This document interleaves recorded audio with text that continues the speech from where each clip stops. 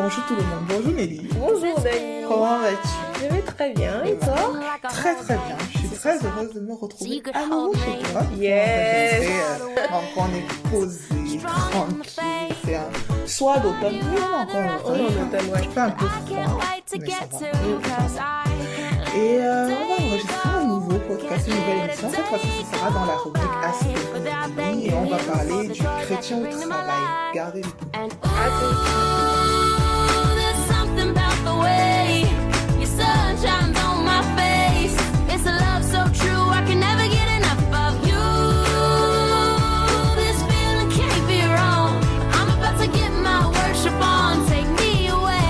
Alors, aujourd'hui, on a une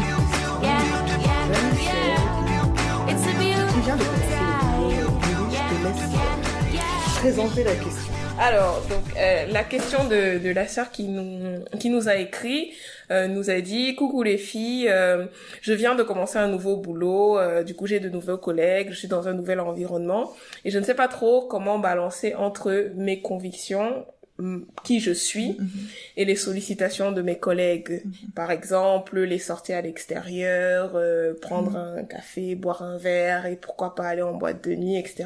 Comment est-ce que je fais pour vivre ma vie chrétienne tout en étant intégrée dans mon nouveau boulot? Donc voilà, c'est la question à laquelle il faut qu'on réponde. Ah, c'est une question très intéressante. Est-ce que toi, c'est un sujet qui t'a déjà un peu posé question au boulot? Alors, je n'ai pas... Bon, moi, dans mes différents postes où j'ai été, bon, avec mes collègues, on ne sortait pas plus que ça le soir. D'accord. Donc, je n'ai pas eu de problématique de est-ce qu'on va l'embêter ou pas. C'était plutôt à l'intérieur du boulot, quoi, dans le cadre des heures de boulot, ouais. que bon, tu as des challenges, on va dire ça comme ça, auxquels il faut répondre. Donc, c'est pas exactement la même chose que la personne qui a posé la question, mais bon. Ouais. Nous, on avait dans une de mes missions, il y avait beaucoup de sorties, des after-work, et c'était vraiment là que beaucoup de choses se passaient, et ça commençait par un verre, ça pouvait finir en boîte de nuit.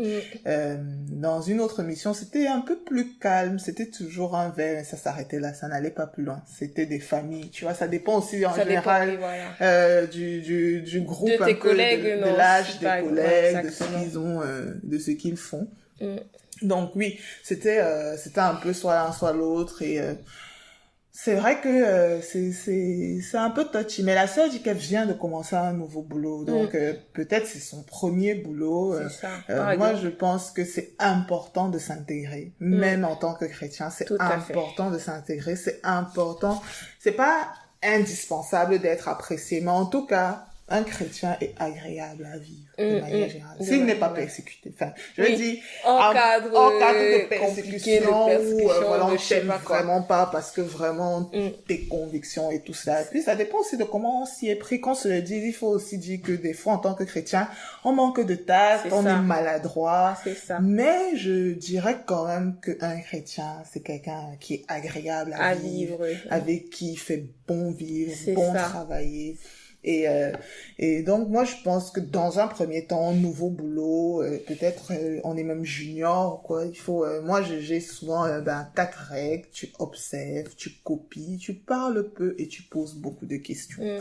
Donc voilà, observer ce qui se fait, à quelle heure les gens arrivent, par exemple, comment les gens s'habillent. Moi je conseille beaucoup aux personnes de regarder comment on s'habille. Est-ce que c'est plutôt des tenues civiles, costume, cravate? Est-ce que c'est plutôt relax, des jeans, baskets? Parce que ça dépend vraiment des boulots. Ça dépend. Il y a des boulots. Moi, je suis arrivée dans des contextes professionnels, on s'habillait de manière un peu plus classe, on va dire, soutenue. Et j'ai voulu reporter ça dans ma prochaine mission, sauf que je me suis rendu compte que j'étais tout le temps très habillée par rapport aux autres, et ça pouvait mettre certains de mes collègues un peu mal à l'aise, parce qu'ils se demandaient est-ce que j'ai un truc après, et du coup on s'adapte, ça ne mange pas de pain, hein. Exactement. De toute façon, et en plus dans un premier temps, il faut un peu s'adapter. De toute façon, si on parle d'intégration, il faut voir comment les autres font les choses. Exactement. Et copier et faire vraiment ce qu'ils font, quoi, et ne pas être, je sais pas moi, celle qui sort de Mars et qui arrivent avec une façon de faire qui est complètement différente. C'est un peu comme quand tu arrives en France, tu essaies aussi, bon, en France, pour nous qui sommes camerounaises, quand tu arrives en France, tu essaies de voir un peu comment les gens font et tu fais la même chose. Et si tu ne t'intègres pas, bon, ben, ce sera dommage pour toi parce que tu seras exclu, pas écouté, voilà, ce sera un peu compliqué. Et donc, du coup, ce qu'on recommande, c'est vraiment aussi de parler peu pour un début, en tout cas. Vraiment d'observer. Quand tu observes, tu ne parles pas beaucoup, tu n'es pas dans l'action forcément, mais tu prends du recul pour regarder ce que les gens font, tu parles peu. Et par contre, tu poses des questions. Ouais. Tu poses des questions simples, hein, comme tu disais, à quelle heure est-ce que les gens arrivent.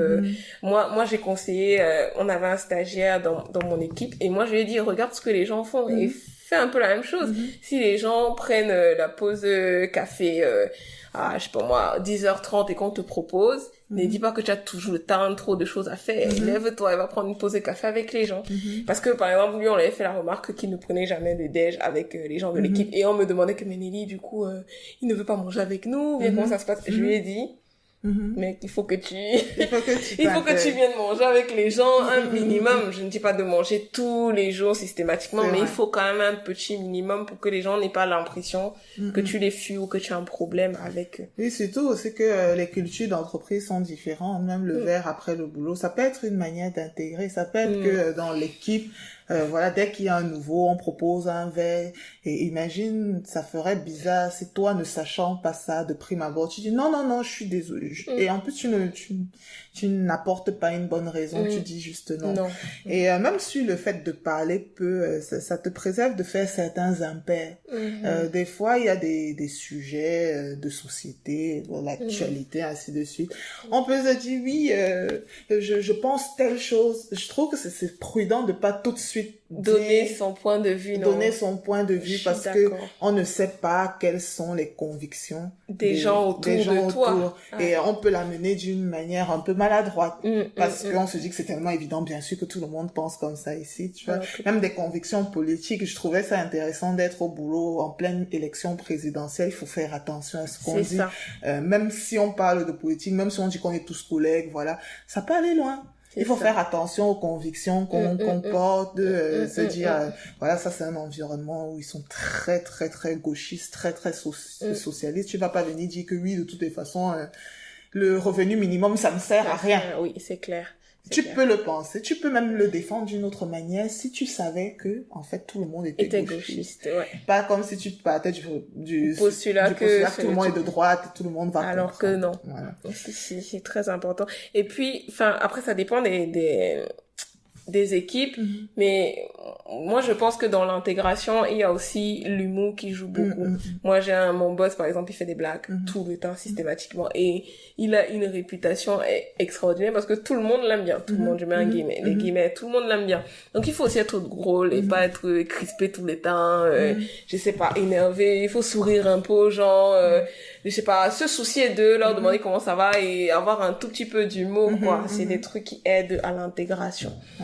C'est vrai que moi, je ne suis pas la boute en train au boulot, mais je suis charitable en rire. Je veux bien rire aux blagues, même les plus hasardeuses.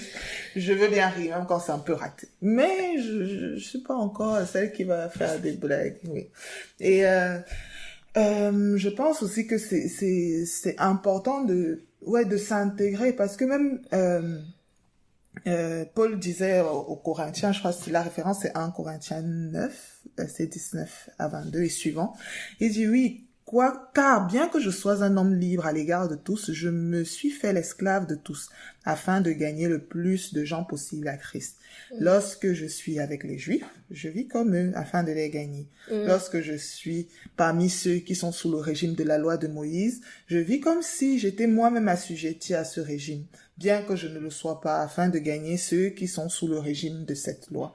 Avec ceux qui n'ont pas la loi de Dieu, je vis comme n'ayant pas non plus la loi, afin de gagner à Christ ceux qui n'ont pas la loi, bien que je ne sois pas sans la loi de Dieu, car je vis selon la loi de Christ.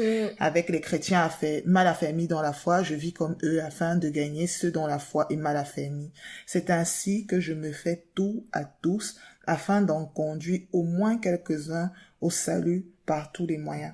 Et moi, cette conclusion, en fait, de se faire tout à tous, ça me parle beaucoup et ça me parle beaucoup dans la vie professionnelle. Je me dis que la stratégie, la finalité, moi, mon objectif, c'est d'en conduire au moins quelques-uns à Christ. Et quelle est la stratégie? Et Paul nous présente quand même quelque chose qui, pour moi, n'a pas l'air mal, tu vois. Et pendant que je lisais, je pensais, oui, on va aller manger dans un resto. Oui, nous, les filles, oui, on fait le régime, on veut une salade, ou on n'est pas...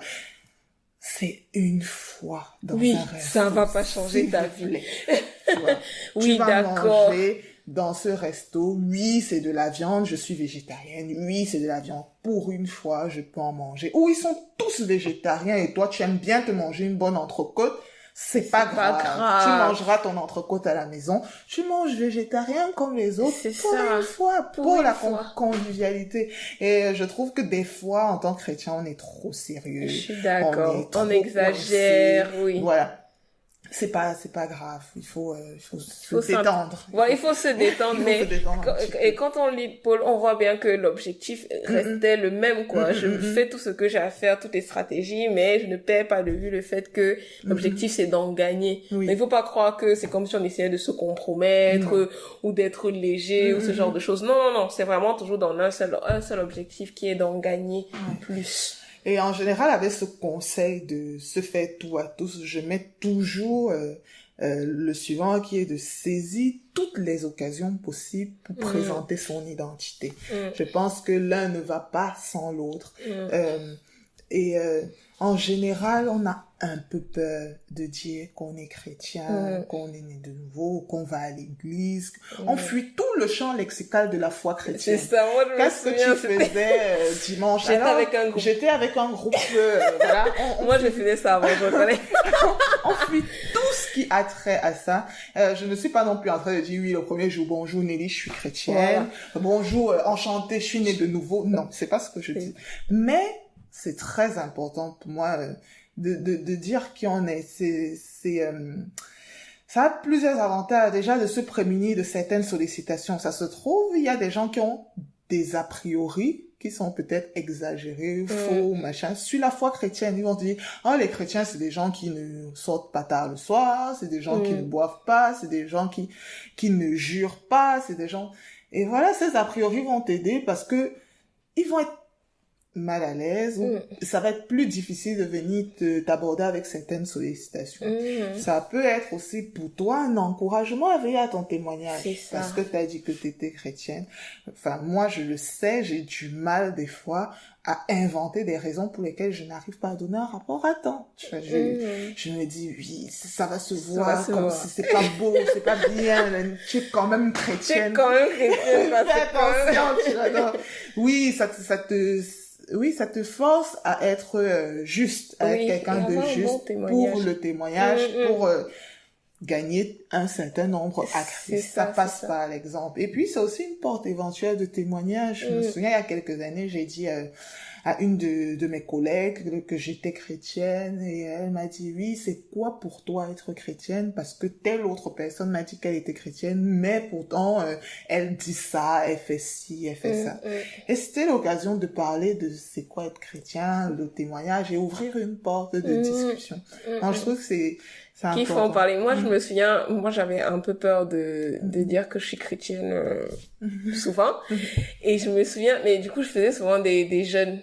Et donc, quand le jeûne, ça te piège. Non, mais on m'avait piégé tellement. Et en plus, le pire, c'est trop marrant. Le pire, c'est que ce jour-là, j'avais dit au Seigneur que le matin, je jeûne. Et après, vers midi, j'avais plus trop envie de jeûner. Et donc après, je sais pas ce qui s'est passé. Je crois qu'avant j'avais déjà fait des jeûnes. Donc quand mes collègues ne me voyaient pas manger, ils se disaient que je jeûnais. Et donc je sais pas comment c'est passé. Il y a une collègue qui m'a dit, Nelly, tu jeûnes aujourd'hui? J'ai dit oui. Et j'étais bloquée. Je ne pouvais plus ne plus jeûner. Et donc, et à force aussi, moi c'est un truc qui m'a comme forcé à dire que je suis chrétienne. C'est que, quand je faisais les jeûnes, il fallait bien qu'ils disent pourquoi ils faisaient les jeûnes. Mais tu sais qu'on peut éviter. Moi, je me souviens quand j'étais stagiaire dans une entreprise, je crois que la première fois, j'ai été honnête, j'ai dit je jeûnais, mais la tonne de questions qui m'est tombée dessus, je n'étais tellement pas préparée. pas des bonnes réponses et tout. Et du coup, tu sais, moi, j'avais l'habitude de jeûner de 14h à midi. Ah. Donc, je jeûne de 14h du jour le boulot. Donc, après avoir mangé avec les collègues, à midi, du lendemain, donc, quand on va aller manger avec les collègues. Donc, du coup, ils ne savaient jamais que je jeûnais. J'ai jamais pensé à ça. Mais effectivement, une fois que tu le dis, moi, je me souviens, après, un de mes boss qui était venu me poser des questions.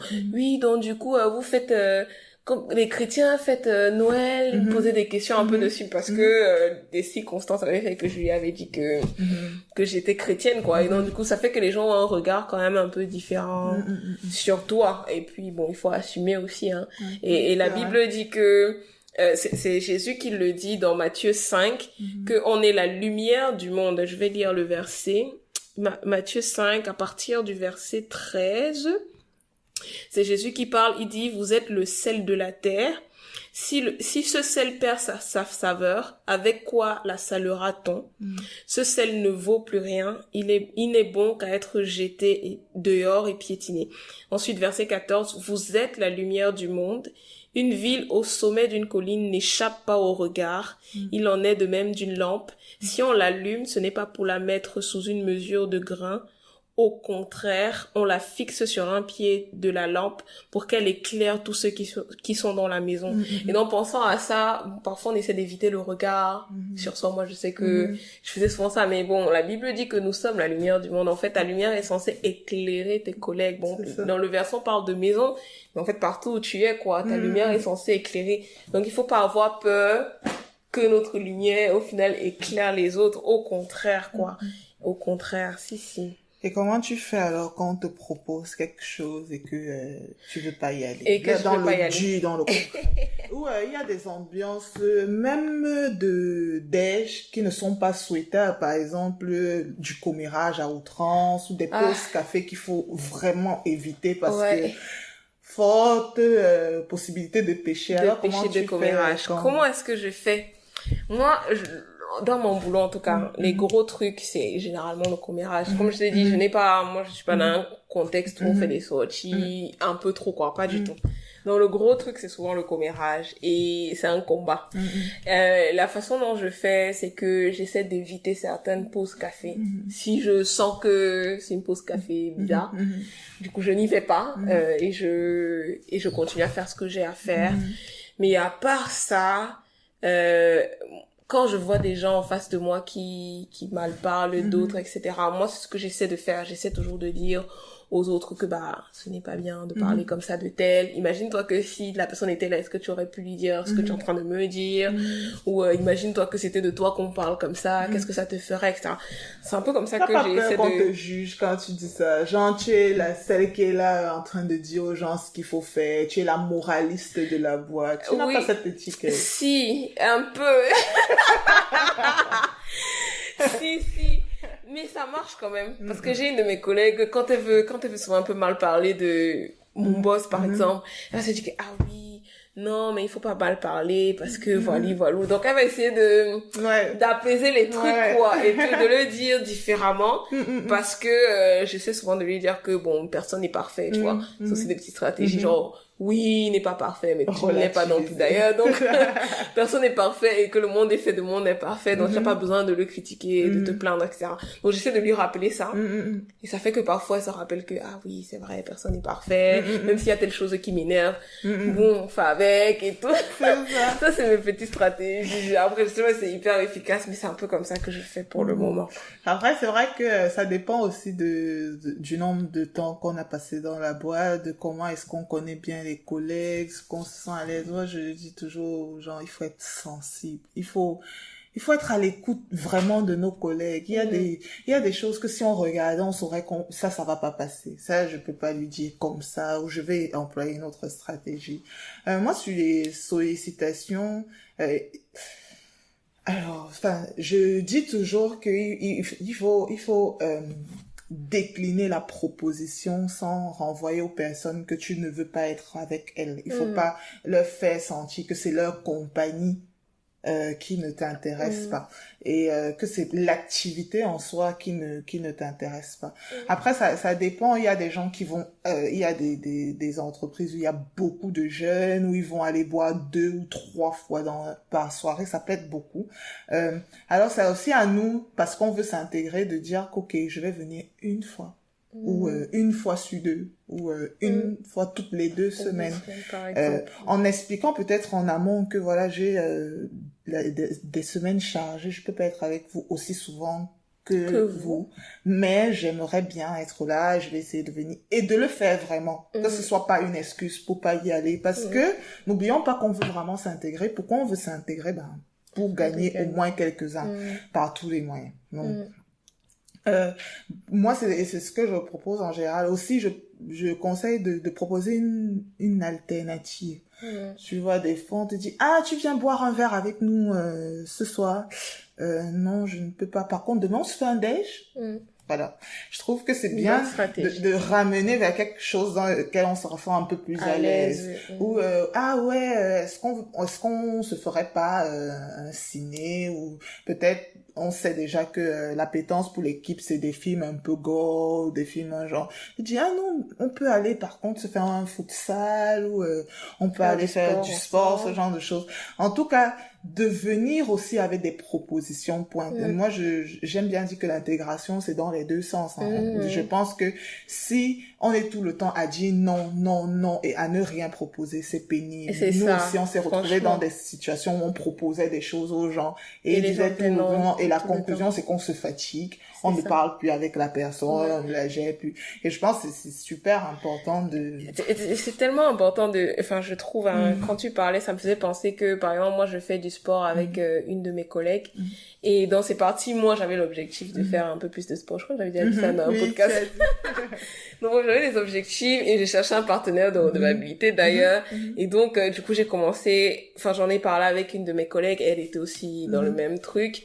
On a commencé à faire du sport ensemble. Aujourd'hui, on s'entend tellement bien juste parce qu'on fait des sessions de sport ensemble. Donc, le fait de faire des activités avec ses collègues, c'est des trucs qui aident. Quand elle a un truc, elle va venir me dire, parce qu'elle se sent libre de venir m'en parler, quoi. Donc, ça aide dans l'intégration, ça. Tu vois, parfois, elle me dit, Nelly, tu penses quoi de ça?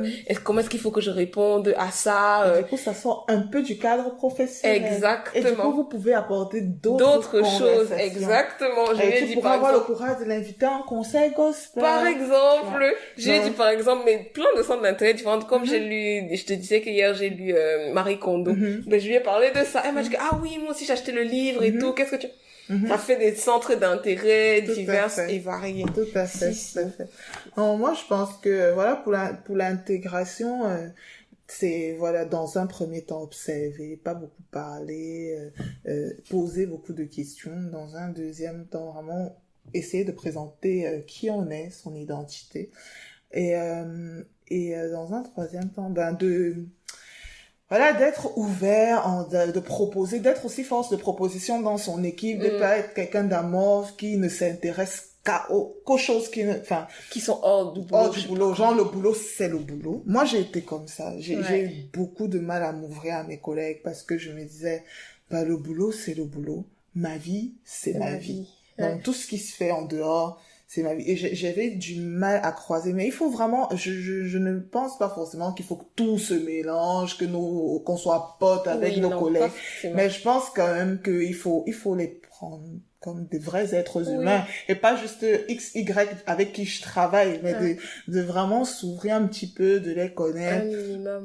Un minimum, et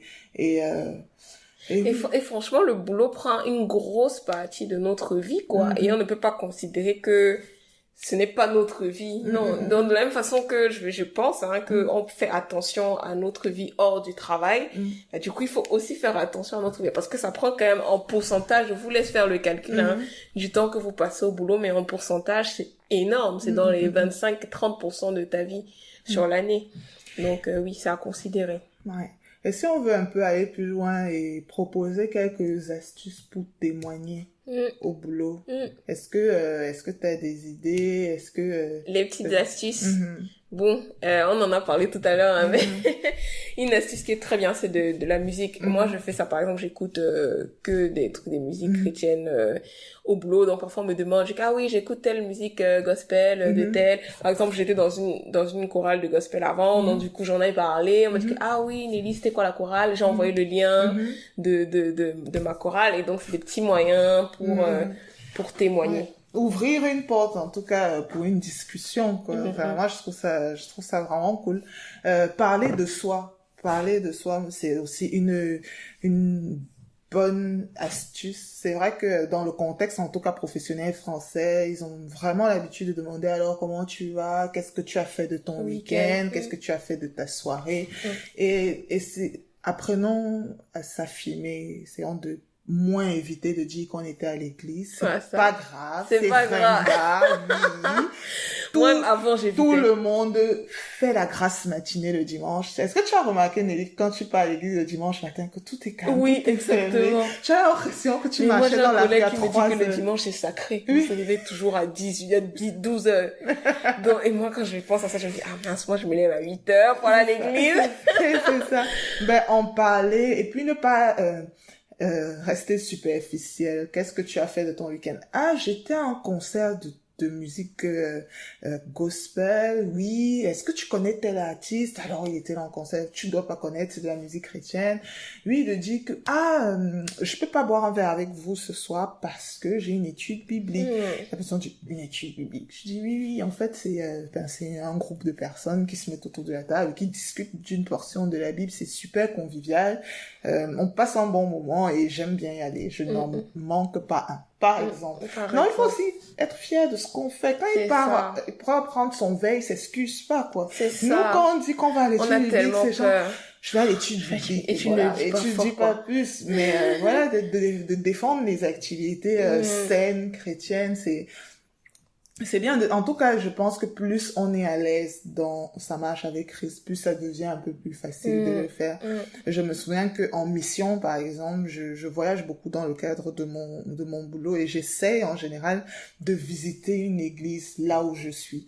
Et cette fois-ci, j'étais en mission avec des collègues. Il y avait un dimanche dans la mission et je leur disais, il faut absolument que je trouve une église où est-ce que je vais me rendre. Donc, je demandais aux personnes autour de nous est-ce qu'ils n'avaient pas une église à me conseiller? Et ça intriguait mes collègues parce que j'ai pas parlé de ça une fois, ni deux, mais au moins 3 ou 4 ou 5 fois parce que je voulais avoir mon bon rendez-vous pour aller à l'église. Je le faisais déjà seule en mission, donc c'est pas parce qu'ils étaient là que j'allais arrêter. C'était juste la première mission que je faisais avec mes collègues. Et ils m'ont dit, alors, c'est comme ça, même en France, tu vas à l'église tous les dimanches. Et puis, c'était une porte ouverte. Je leur ai dit, non, je vais pas tous les dimanches parce que je suis pas une bonne chrétienne. Ils ont rigolé. Et ensuite, on a pu discuter de pourquoi je vais à l'église, pourquoi est-ce que j'estime que c'est important. Et ça a conduit sur une discussion où eux aussi se sont poser la question de leur foi, de leur parcours avec Christ. C'était très intéressant. Est-ce que ils vont donner leur vie au Seigneur? J'espère. Est-ce qu'on aura d'autres occasions d'en parler? Très certainement. Mais je trouve que c'est parler de soi, en tout cas, ou parler de ce qu'on fait, c'est un excellent moyen. Il y a une autre astuce que tu as, dont on a parlé tout à l'heure, que moi, je faisais pas du tout, mais j'ai beaucoup aimé. Donc, je vais essayer de mettre en pratique. C'est l'astuce du fond d'écran. De mettre un fond d'écran avec un message, un verset, ou un truc comme ça. Moi, je faisais pas du tout ça avant. En tout cas, tu vas voir que ça va te provoquer des conversations intéressantes. Il faut que je sois prête à assumer. Mais je vais m'essayer et je vais voir ce que ça donnera. Mais en tout cas, c'est un bon astuce, du coup. Une bonne astuce, pardon, oui. Oui, le fond d'écran, voilà, il y a tellement de témoignages de personnes. Dites-nous en commentaire ce que vous avez utilisé, ce que vous utilisez comme astuce et surtout ce que ça déclenche comme conversation. Je trouve, en général, ces témoignages trop intéressants. Je sais qu'un frère avait dit qu'il avait mis un écran et son directeur était venu lui dire, mais ça, c'est du prosélytisme. Bon, pour tous ceux qui sont pas en France, on est dans un pays très laïque, hein, donc, et ils ont commencé à avoir une discussion sur qu'est-ce que vraiment le prosélytisme. En fait, le prosélytisme, c'est de dire que tu veux forcer tes convictions sur les autres personnes. Et c'est intéressant parce que du coup, ils ont pu parler de Christ. Non, c'est voilà. Et la dernière astuce qu'on a, c'est en tout cas de participer aux discussions, de défendre un point de vue chrétien dans les discussions. Bien des fois, on ne dit rien parce que on sait qu'on ne peut pas aller dans le sens de ce qui se dit à table et on n'a pas envie de se mouiller. Et je trouve que en toute intelligence, bien sûr, et en toute sagesse, il n'est pas question que vous vous fassiez virer encore. Ça peut être le plan de Dieu, mais il n'est pas question que vous fassiez virer juste parce que vous voulez défendre un point. Mais je trouve que des fois, dans le cadre d'une discussion, un déjeuner avec des collègues, on peut parler, voilà, je sais plus quel exemple j'ai pris tout à l'heure, mais même du mariage pour tous, ou des films, et de dire... Films. Comme 50 nuances en gris, là, le truc là, j'en ai parlé une fois avec des collègues. De ce genre de film, et de dire que, voilà mon point de vue. Je pense que ce n'est pas un bon film parce que on n'est pas forcément obligé de dire que Jésus est monté et descendu. On pourrait, mais je veux dire de juste défendre un point de vue, d'être cette lumière et ce sel auprès de nos collègues. Ça peut vraiment déboucher sur pourquoi tu penses ça, c'est pas normal, ainsi de suite, et on pourra en parler. Non, voilà, je sais pas si tu as autre chose à ajouter. Non, en termes d'astuces, je trouve que c'est très bien ce qui a été donné. Moi, je vais essayer d'appliquer, je vous ai dit. Hein. Moi, je vais essayer d'appliquer. Je vous dirai si on m'a licencié ou pas. Mais je pense que en tout cas, la sœur qui nous a écrit, je sais qu'elle débute dans sa carrière, c'est son premier emploi, c'est son premier boulot, c'est ses premiers collègues. On a beaucoup plus d'assurance avec les années dans ce genre d'exercice. C'est ça. Donc, pour ceux qui n'ont jamais commencé, même si ça fait 10 ans que vous travaillez, ça vous fera toujours drôle. Mais je pense que quand on vient au boulot comme étant dans un champ missionnaire, c'est de plus en plus facile. Donc, tout ce que je dis, ce n'est pas aller de soi tout de suite. J'ai précisé que voilà, je me cachais pour gêner. J'étais ingénieuse pour trouver des temps de jeûne qui ne pouvaient laisser soupçonner personne que je gênais. Mais petit à petit, franchement, le Seigneur nous transforme et aussi en fonction de comment on grandit dans notre foi chrétienne, on se sent de plus en plus à l'aise, affiné pour dire ce qu'on a à dire, pour défendre son point de vue. C'est super. Et je suis sûre qu'il y a forcément des trucs qu'on a oubliés ou pas cités. Donc, n'hésitez pas. Comment est-ce que vous faites pour témoigner de Christ au travail?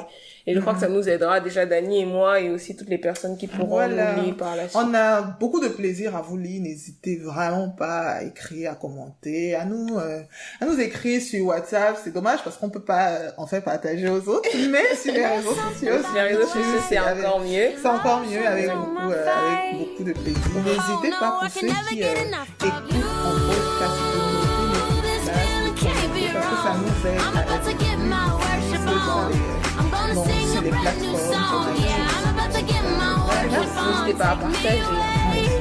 Merci beaucoup. Passez une bonne soirée, une bonne après-midi. C'est vraiment le moment auquel vous écoutez ce podcast. It's a beautiful day. It's a beautiful day. Such a beautiful